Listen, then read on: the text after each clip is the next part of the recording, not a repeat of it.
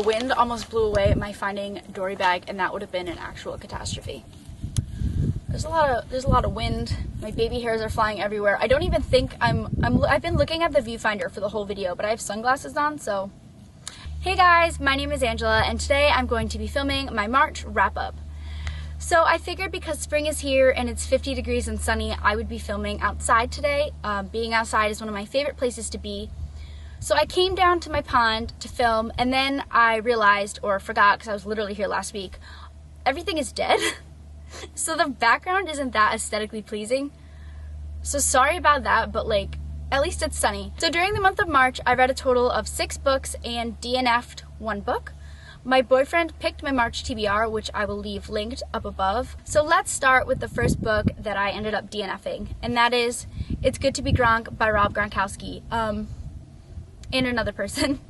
I don't know where the dust jacket is. Like, it's somewhere safe. Like, she's safe, but she's missing. So sorry, Brent. This is Brent's book, my boyfriend, and he picked this book for me. And the reason that I DNF'd it was because Gronk retired from the NFL. And I'm very into football, and he's my favorite player. And he retired, and I cried a lot. And this book is basically a memoir about, like, him getting into college and the NFL, and he's from New York, too. I read, like, 40 pages of it. Loved what I read. But then he retired, and I got too sad to read it. So I'll definitely pick it up at a later date. But for now, sorry, Gronk, I'm really depressed. For the rest of the books I read 6 books.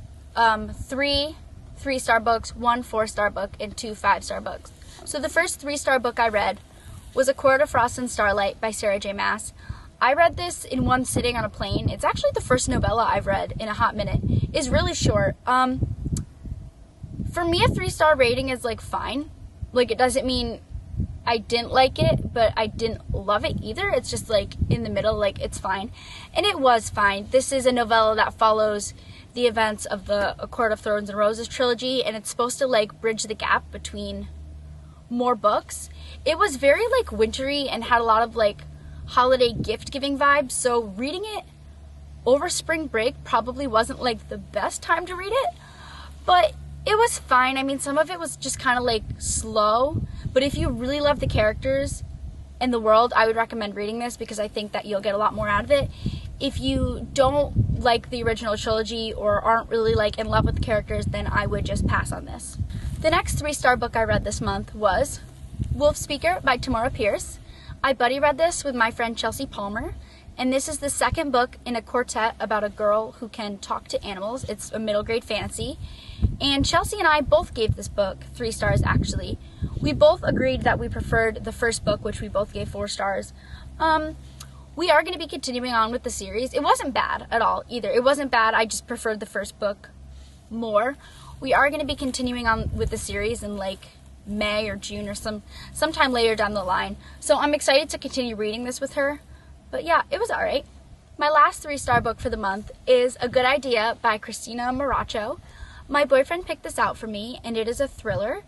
He didn't want to talk about what the book was about in the video, but he's not here, so we can talk about it.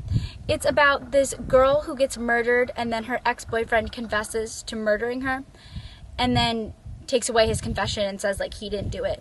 So her best friend is basically trying to figure out, why did he confess in the first place if he was going to take it back? Did he do it? Who did it? It was pretty good. I didn't see the twist coming, so that was cool, and I enjoyed it. Now onto the 1 4-star book I read this month. And this is the last book that my boyfriend picked for me, and it is Room by Emma Donoghue.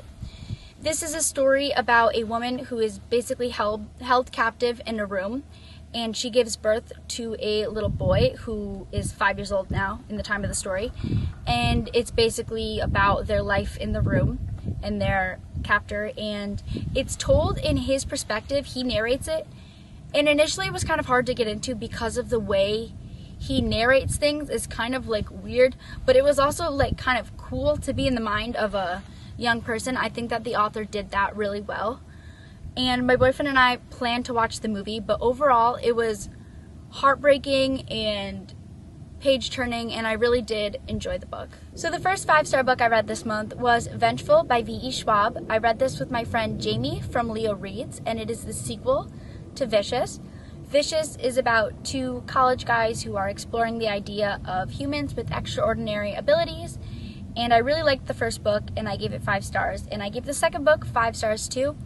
Obviously, because it's a sequel, I really can't talk about the premise without being spoilery, but I can say that there are 2 women introduced in the series, and I really enjoyed both of their characters. And now on to the last 5-star book, A Curse So Dark and Lonely by Brigid Kemner.